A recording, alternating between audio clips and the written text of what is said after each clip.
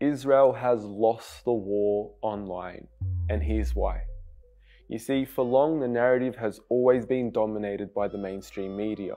You know, the same guys that say that Palestinians just so happen to die while Israelis are brutally killed, or when Palestinian residential apartments are completely leveled to the ground by Israeli missiles, they just so happen to collapse.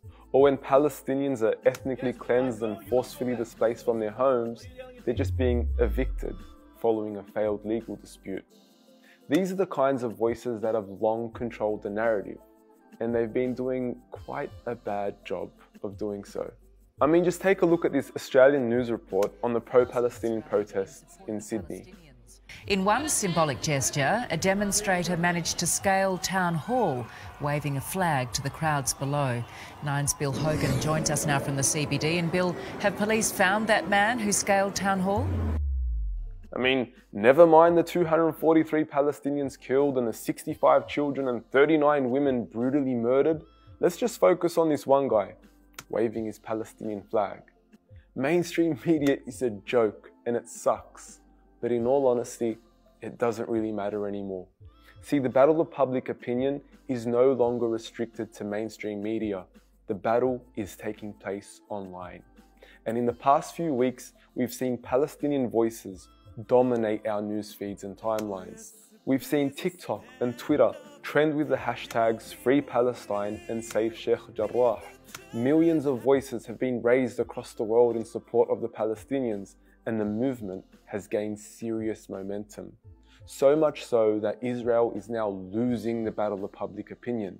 Their propaganda is getting squashed online daily, and they are clearly beginning to panic. And it's not just online. We're seeing some of the largest pro-Palestinian protests in history take place across the world. Meanwhile, Israeli protests are beginning to look like book club gatherings. And of course, for the first time, we're seeing empowered Palestinian voices represented in the mainstream news. Voices that are not only successfully countering the narrative, but actively redefining the conversation. To start, it's not really an eviction, it's forced ethnic displacement, to be accurate. And it's not just the Palestinians. We're seeing waves of Jewish people come out boldly in protest of Israeli war crimes.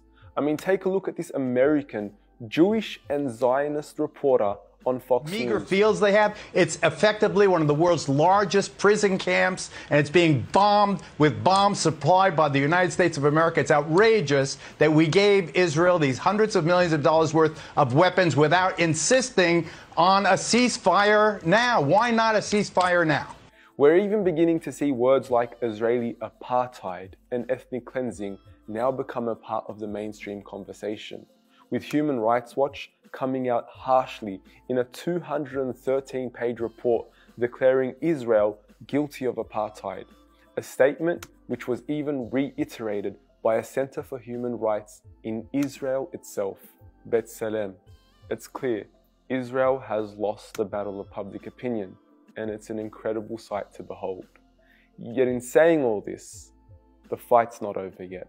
Online activists have come out claiming their posts are being silenced, and many have accused social media companies of deleting and restricting their posts.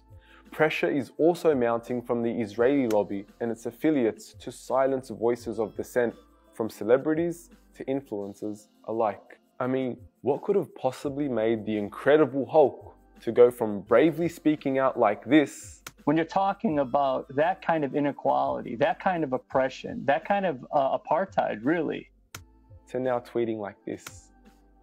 Speaking the truth is not an easy task, and we're already beginning to see a wave of posts come out online expressing that they have either lost their jobs or have been threatened into remaining silent.